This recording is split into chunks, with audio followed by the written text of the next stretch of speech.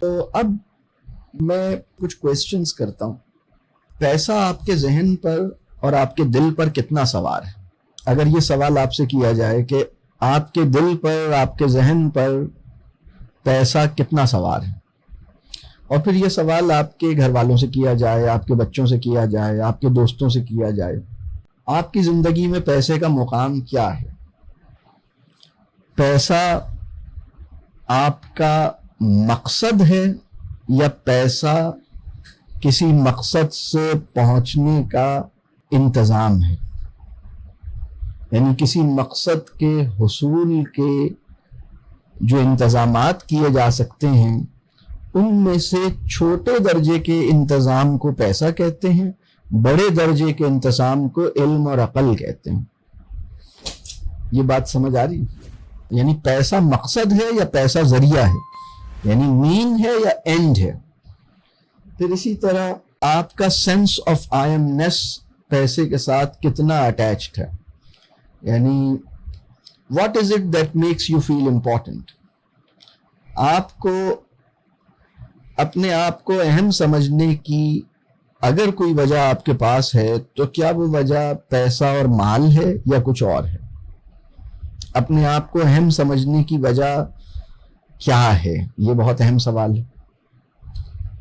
تو پیسہ آپ کے سینس آف آئی ایمنیس یا سینس آف سیلف ورتھ یا پرسیپشن آف سیلف، اس کو کس حد تک پیسے نے اور مال نے افیکٹ کیا. پھر پیسے کو آپ رکھتے کہاں ہیں؟ یہ بھی بہت اہم سوال ہے. دیکھیے، ہمارے جو بڑے لوگ تھے، یعنی ہماری تہذیب کے جو بڑے لوگ تھے، بلکہ چلیں اپنی تہذیب کے لوگوں کو بعد کی بات ہے، دوسری تہذیبوں کے اندر بھی جو بڑے لوگ تھے وہ پیسے کو دل میں نہیں رکھتے تھے، وہ پیسے کو ذہن میں بھی نہیں رکھتے تھے. وہ پیسے کو کہاں رکھتے تھے؟ وہ پیسے کو تجوری میں رکھتے تھے، وہ پیسے کو جیب میں رکھتے تھے، وہ پیسے کو دل میں نہیں رکھتے تھے، ذہن میں نہیں رکھتے تھے. یعنی پیسے کو رکھنے کی سب سے خراب جگہ کون سی ہے؟ وہ ہے دل. یہ بات سمجھ آ رہی ہے؟ تو اچھا، دوسری بات، وہ پیسے کو اپنی نگاہوں میں بھی نہیں رکھتے تھے، اپنی زبان پہ بھی نہیں رکھتے تھے، اپنے دانتوں میں بھی نہیں رکھتے تھے. پیسے کو رکھتے کہاں ہیں آپ؟ اصل میں یہ جو آج کی پوری گفتگو ہے یہ پیسے کا انکار نہیں ہے. پیسے کے ساتھ ہمارے تعلق کی نوعیت درست ہو جائے تاکہ ہم نفسیاتی صحت پر فائز ہو سکیں. بہت سے لوگ یہ سوال کرتے ہیں، ڈپریشن کے اوپر بات کرتے ہیں. ڈپریشن جو ہے اس کو ایک مسئلہ سمجھتے ہیں، حب مال کو مسئلہ نہیں سمجھتے. وہ سوسائٹی جہاں حب مال پر تشویش نہیں پائی جاتی اور ڈپریشن کی ٹریٹمنٹ کی فکر ہوتی ہے، وہاں ڈپریشن کبھی بھی ختم نہیں ہو سکے گا، کبھی بھی ختم نہیں ہو سکے گا. وہ سوسائٹی جہاں مال کے اور پیسے کی اوہ سے نکلنے کا کوئی انتظام نہیں ہے، کوئی ایسی سوچ پائی نہیں جاتی، کوئی ایسی آئیڈیالوجی ایگزسٹ نہیں کرتی جو لوگوں کو مال سے ڈیٹیچ کر کے دکھائے، یعنی مال کو اس کے مقام پہ رکھے. دیکھیں، جوتا پاؤں میں پہننے کی چیز ہے نا، سر پہ باندھنے کی چیز تو نہیں ہے. تو اگر میں یہ کہوں کہ جوتے کو اس کے مقام پہ رکھیں تو اس کا مطلب یہ نہیں ہے کہ جوتا چھوڑ دیں، اس کا مطلب یہ ہے کہ جوتے کو اس کی جگہ پہ رکھیے. لیکن اگر کوئی سوسائٹی جوتے کو سر پہ باندھ کے چل رہی ہو تو آپ اسے کیا کہیں گے؟ تو یہ جو بات ہے نا، یہ ہمیں مطلب سمجھنی ہے اور اس کو ٹھیک کرنا ہے. تو ہمارے جو بڑے لوگ تھے، اچھا میں یہ بات عرض کر رہا ہوں کہ اپنی تہذیب کے بڑے آدمی کی بات ابھی میں بعد میں کروں گا. دوسروں کی تہذیب کا بڑا آدمی بھی وہ تھا جو پیسے کو دل میں نہیں رکھتا تھا اور پیسے کو ذہن پہ سوار نہیں کرتا تھا. لیکن صرف عہد جدید کے اندر جو بڑا آدمی جیسے سمجھا گیا ہے وہ ایک ڈیفرنٹ چیز ہے. مطلب اس میں جیسے بل گیٹس کے اقوال اگر پیسے کے بارے میں آپ پڑھیں گے، یا رچ ڈیڈ پور ڈیڈ کی کتاب کے مصنف کے اقوال زرعی سے آپ اپنے شعور کو ڈیولپ کریں گے تو آپ عجیب ہی چیز بنیں گے. وہ میں ابھی اس پہ آتا ہوں. مال فخر کی سب سے بڑی وجہ بنے، اس کو تہذیبی تائید پہلے حاصل نہیں تھی. تہذیبی تائید کا مطلب کیا ہے؟ پوری سوسائٹی یہ ایکسپٹ کرے کہ ہاں یہ بڑے کمال کی بات ہے، یہ صرف عہد جدید میں ہوا ہے. یعنی قارون سوسائٹی کا مطلب لوگ ٹھیک ہے اس کو مانتے تھے لیکن ایسا نہیں تھا کہ لوگ اس کو پسند کرتے ہوں, اس کے ساتھ سیلفی بنوانا چاہتے ہوں قارون کے ساتھ. تو یہ جو مسائل پیدا ہوئے نا, یہ مسائل پہلے نہیں پیدا ہوئے تھے. اس کو سمجھنے کی ضرورت ہے. یہ میری بات سمجھ آ رہی ہے؟ اللہ بس ہمیں یہ بات سمجھا دے. ہماری تہذیب کے بڑے لوگ پیسے کو کہاں رکھتے تھے؟ وہ تو پیسے کو جیب میں بھی رکھنے پہ راضی نہیں ہوتے تھے. وہ تو کہتے تھے کہ اس کو مطلب یعنی قرآن کہتا تھا کہ بھائی جو ہم نے تمہیں دیا ہے وہ تم خرچ کر دو, تو وہ بس خرچ کر دیتے تھے. اور مطلب ہماری تہذیب کے سب سے بڑے لوگ وہ تھے جو اللہ کی اس بات کو کہ بھائی ہم نے ان سے آخرت کے عوض ان کے سب کچھ خرید لیا ہے, وہ یہ تجارت کر لیں ہم سے, تو وہ اس تجارت پہ ایمان لے آئے تھے. انہوں نے سب کچھ مطلب وہ کھل کے دیتے تھے.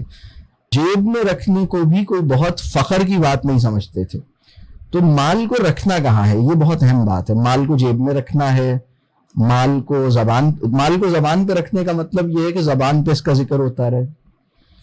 مال کو دانتوں میں دبانے کا مطلب یہ ہے کہ اس کو خرچ کرنا مشکل ہو جائے.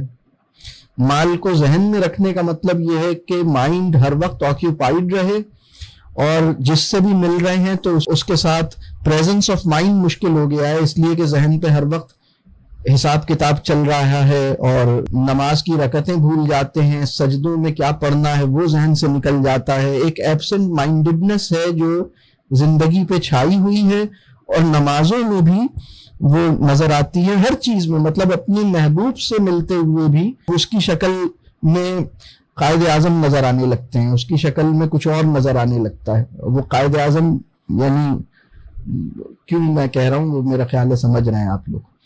تو وہ جہاں کوئی گولڈن کلر نظر آئے تو فوراً مطلب اس میں گولڈ دکھائی دینے لگتا ہے. ایک صاحب جو ہے نا قرآن کی بڑی قیمتی باتوں کے بارے میں وہ کہہ رہے تھے کہ سر یہ گولڈ نگٹس ہیں. میں نے کہا یار تم ایک بات بتاؤ, قرآن گولڈ کے بارے میں کیا کہتا ہے؟ میں ایگزیجریٹ نہیں کر رہا. کسی صاحب نے کہا کہ یہ مطلب یہ جیمز ہیں. یہ اب بھائی ٹھیک ہے وہ واقعی جیمز ہیں, لیکن تمہاری نگاہ میں جیمز کا مقام کیا ہے؟ وہ تمہارے دل میں کتنی اندر تک ہیں؟ تو اگر مال ہمارے پاس ہے اس کو رکھنا کہاں ہے؟ دل میں رکھنا ہے, ذہن میں رکھنا ہے, زبان پہ رکھنا ہے, دانتوں میں رکھنا ہے, ہاتھوں میں رکھنا ہے, یا جیب میں رکھنا ہے, یا جیب میں رکھنے کے بعد بھی اس میں سے نکالتے رہنا ہے؟ مطلب کرنا کیا ہے اس کے ساتھ؟ یہ بات طے نہیں ہو پا رہی. دوسری تہذیبوں میں بھی جو بڑے لوگ تھے وہ اس پہ متوجہ کر رہے تھے. 19th سینچری کا فلاسفر ہے, امریکن فلاسفر ہے, جس کا میں نے کوٹ آپ سے شیئر کیا, A man is rich in proportion to the number of things he can afford to let alone. اور جیسے میں نے وہ جو نظم Velocity of Money یا منی کے نام سے نظم ہے, ہمارے عہد میں اس طرح کی شاعری پیدا ہوئی ہے جس نے ان چیزوں پہ بہت گہرا طنز اور بہت گہرا تبصرہ کیا ہے. تو یہ لوگ پیدا ہو رہے تھے. لیکن اب جو پریویلنٹ جو ایک سوچ ہے نا, جس کو اب تہذیبی تائید اور فخر کا درجہ حاصل ہوا ہے, وہ میں آپ کو ایک تو وہ رچ ڈیڈ پور ڈیڈ والی بات ہے جو مسلمانوں نے ایسے قبول کر لی ہے جیسے یہ حضرت جبرائیل علیہ السلام نے لے کر آئے تھے. رابرٹ کیوسکی کس نے پڑھی ہے, سنی ہے, یا کم از کم نام سنا ہے امیر باپ اور غریب باپ کی کتاب کا, rich dad poor dad. How many of you know about this book? اصل میں ہوتا کیا ہے کہ کسی بھی تھاٹ کو نا اگر وہ دل کو اچھی لگ رہی ہو تو اس کو ریزسٹ کرنا مشکل ہوتا ہے. وہ اجتماعی شعور میں ایسے داخل ہوتی ہے. مطلب اگر کوئی وائرس آئے نا تو لوگ اس وائرس سے جس طرح ڈرتے ہیں اس طرح کسی ایسی تھاٹ سے نہیں ڈرتے, وہ اس کو قبول کر لیتے ہیں. میں ایک شیئر کرتا ہوں. It's more important to grow your income then cut your expenses.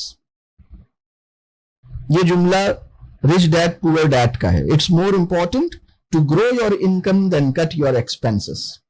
یعنی خرچے کو کم مت کرو, آمدنی کو بڑھاتے رہو. اچھا قرآن کیا کہہ رہا ہے؟ ثم لتسألن یومئذ عن النعیم. اس دن آپ سے یہ پوچھا جائے گا کہ آپ کو جو نعمتیں ملی ان کا آپ نے کیا کیا. تو یہ ایک الگ بات ہے. رابرٹ کیوسکی کی بات ڈائریکٹلی کلیش کر رہی ہے. ابھی ہم اسلام کی بات نہیں کر رہے. دوسری تہذیبوں میں بھی وہ فکر جس کو تہذیبی حوصلہ افزائی اور تہذیبی تائید حاصل تھی وہ یہ نہیں تھی. یعنی معاشرہ بھلے ہنری ڈیوڈ تھوریو کی بات پر عمل نہ کر رہا ہو لیکن ہنری ڈیوڈ تھوریو کی بات کو صحیح سمجھتا تھا.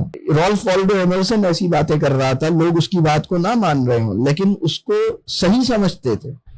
یہ بات سمجھ آ رہی ہے؟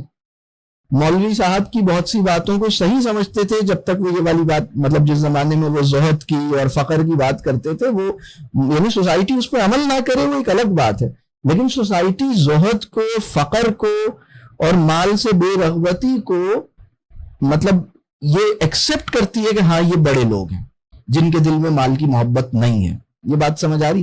ایک جملہ میں اور آپ کو, بہت ساری اور اقوال بھی ہو سکتے ہیں, میں ایک بل گیٹس کا, کیونکہ بل گیٹس آج کی دنیا کے جیسے وہ ایک, اللہ مجھے معاف کرے میں بتاؤں, کبھی کبھی مجھے لگتا ہے کہ مذہب صرف دو ہیں جدید دنیا کے, پیسہ اور خدا. ایک وہ جس میں خدا کی پوجا ہوتی ہے, دوسرے وہ جس میں پیسے کی پوجا ہوتی ہے. لیکن مسئلہ یہ ہوا ہے کہ کچھ لوگوں نے ایک تیسرا مذہب پیدا کرنے کی کوشش کی ہے جس میں خدا کا دامن بھی پکڑے ہوئے اور پیسے کو سجدہ بھی کرتے رہیں. ان لوگوں کو مطلب یہ سمجھنے کی بات ہے, ان کو اپنے انجام سے ڈرنا چاہیے. یہ بات میری سمجھ آ رہی ہے؟ تو بل گیٹس جو ہے نا, وہ ان کی حیثیت ایسی ہو گئی دنیا کے لیے جیسے وہ کوئی بہت, مطلب لوگوں نے ان کو وہ ان کے اقوال کو درجہ دیا اور ایکسپٹ کیا. وہ ان کا ایک قول, if you are born poor it's not your mistake.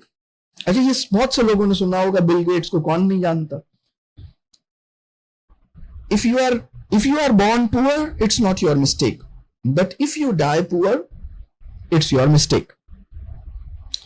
تو اگر تم غریب پیدا ہوئے ہو تو تمہاری غلطی نہیں ہے, لیکن اگر غریب مرو گے تو تمہاری غلطی ضرور ہے. تو تمہاری زندگی کا مقصد بس, جیسے ہی ہم اس طرح کے اقوال کو اپنے شعور میں قبول کر لیتے ہیں تو ہم ایک الگ دور میں لگ جاتے ہیں, ہمیں اس کا اندازہ نہیں ہوتا. میں یہ نہیں کہہ رہا کہ جوتا پہننا چھوڑ دیں, میں صرف یہ کہہ رہا ہوں کہ جوتے کو سر پہ باندھنا چھوڑ دیں. میں صرف یہ کہہ رہا ہوں, میں یہ نہیں کہہ رہا کہ جوتا پہننا چھوڑ دیں, میں یہ کہہ رہا ہوں کہ جوتے کو سر پہ سے اتار کے پاؤں میں پہن لیجئے بس.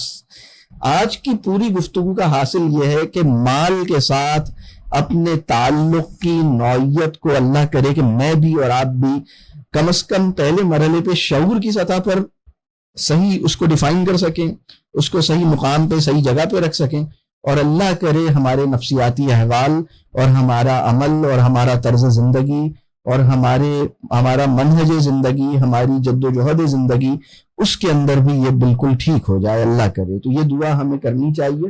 باقی ساری باتیں, مطلب اگر یہ کام ہو گیا تو بس سب ٹھیک ہے, اور اگر یہ کام نہیں ہوا تو بس اللہ بس ہمارے لیے آسانی فرمائے.